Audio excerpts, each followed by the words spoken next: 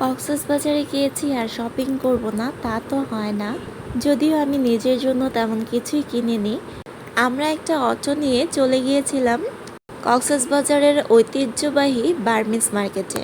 তো সেখান থেকে অনেকগুলো শুটকি কিনেছি, সেই সাথে কিনেছি ননাসের ছেলেমেয়ের জন্য জুতা, খেলনা, ননদের জন্য ড্রেস, ভাসুরের ছেলেমেয়ের জন্য জুতা, খেলনা, এছাড়া কিছু কসমেটিক্স জুয়েলারি আইটেম কিনেছিলাম তাদের জন্যই।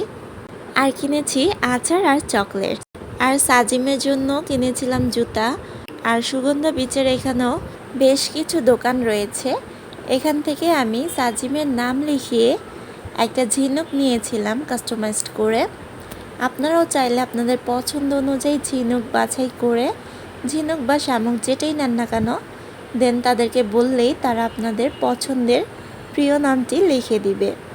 আর এটা আমার কাছে খুবই ভালো লাগে, তাই আমি ওর নামটাই লিখে নিয়ে এসেছি। কক্সবাজার থেকে চলে আসার দিন গিয়েছিলাম বার্মিজ মার্কেটে। আর সেখানে গিয়ে দেরি করেই কিন্তু আমরা আমাদের ট্রেনটা মিস করেছিলাম। কক্সবাজারে যাওয়ার 10 দিন আগে আমরা যাওয়ার এবং আসার জন্য ট্রেনে এসি কেবিন বুক করে ফেলি। যেহেতু ট্রেনে অগ্রিম টিকিট কাটতে হয়, তাই আমাদের এটা করা বাধ্যতামূলক ছিল। কিন্তু সেদিন 2-4 মিনিট লেট হওয়াতে আমাদের ট্রেনটা মিস হয়ে যায়।